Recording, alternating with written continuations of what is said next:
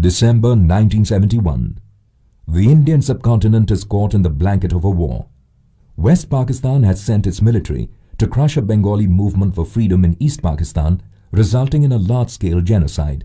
This triggers a call for help from the locals to its neighbor India, and a large-scale refugee crisis happens. India responds with humanitarian and military aid, and this intervention results in a full-scale war between India and Pakistan, both in the east and in the west, now known as the Bangladesh Liberation War. These events are as they took place on the western frontier of the war on that cold morning of 14th December 1971.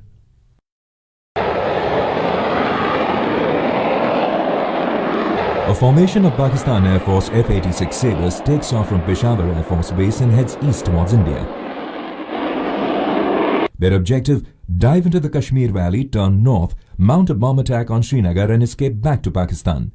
The Sabres enter India by flying over the Pir Panjal range at 10,000 feet and then dive downhill into the valley, picking up speed. After a few minutes, they pull up to climb to a height of about 5,000 feet and form a visual contact with the Srinagar Air Force Base. As the Sabres fly towards Srinagar, they pass over Avantipur Air Force Base, and hearing the sounds of the jets above, Avantipur raises the alarm. As an alarm is raised at Srinagar, Flight Lieutenant Gumman, call sign G-Man, and Flying Officer Nirmal Singh Sekhon, call sign Brother, are on standby too, which means they have been trained and are on duty to take off in less than 2 minutes to execute a CAP or combat air patrol. G-Man and Brother start their nats and make their way to the runway, ready to take on the enemy. G-Man lines up with the runway and begins his takeoff run. Brother has to wait for about 20 seconds till the runway is clear. Meanwhile, the Sabres are lining up in position, one behind each other, to commence their attack.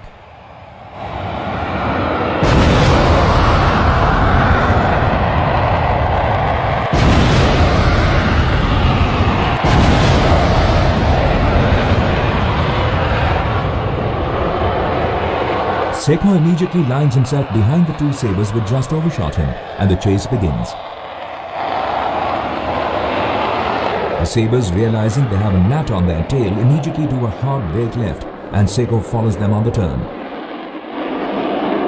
The Sabre number 3 and number 4, after dropping the bombs, pull up, while Sabre number 3 flies behind the two Sabres in front. Sabre number 4 decides to head home. Sekhon maneuvers his plane behind the trailing Sabre number 2 and opens fire. His 30mm cannon hits the Sabre and there is a trail of smoke and fire from the plane's belly.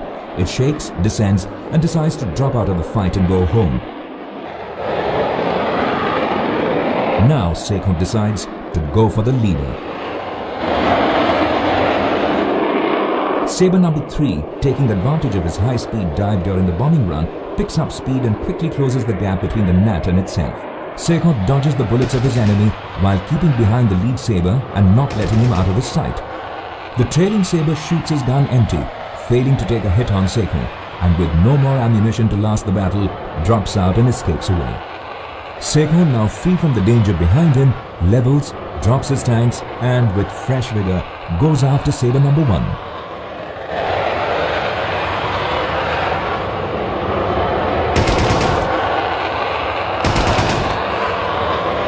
It's again a turning fight, with the lead Sabre trying to get the gnat off its tail.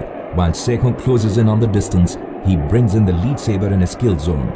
And then with his 30mm cannon starts inflicting damage. The lead Sabre pilot panics and gives an SOS call for help. Unaware to Sekhon or anyone else on the ground, the formation of Sabres comprised of 6, not 4 aircrafts. These 2 aircrafts had not dropped in for the bombing raid. Upon hearing the call of help from the lead Sabre, Sabre number 5 and 6 jettison their tanks and dive from the height. Gaining a speed advantage from the dive, Sabre number 5 quickly brings himself close to the fight below. Sekhon realizes that he has been jumped upon by more enemy aircraft. The rear Sabre gets a fix on Sekhon and triggers a 3-second long burst at him from his 6 machine guns, and Sekhon is hit. The gnat, trailing fire and smoke, tries to steady itself, but the plane quickly loses altitude and, already at such a low height and badly damaged, snaps over backward and immediately crashes. Sekhon ejected too low and didn't survive the crash. No defense aircrafts were positioned in Srinagar as per international agreement dating back to 1948. Hence, Sekhon was not acclimatized to Kashmir's harsh terrain and weather. Yet, he and his colleagues fought successive waves of enemy attacks with extreme valor, with him ultimately sacrificing his own life in the defense of Srinagar. For this selfless act of heroism, Flying Officer Nirmal Singh Sekhon was awarded the highest honor of bravery in the Indian military, the Param veer chakra. As per the citation of the award, the sublime heroism, supreme gallantry, flying skill and determination, above and beyond the call of duty, displayed by Flying Officer Sekhon in the face of certain death, set new heights to Air Force traditions. The war came to an end 2 days later, resulting in the birth of a new country, Bangladesh, when the Pakistan army surrendered unconditionally.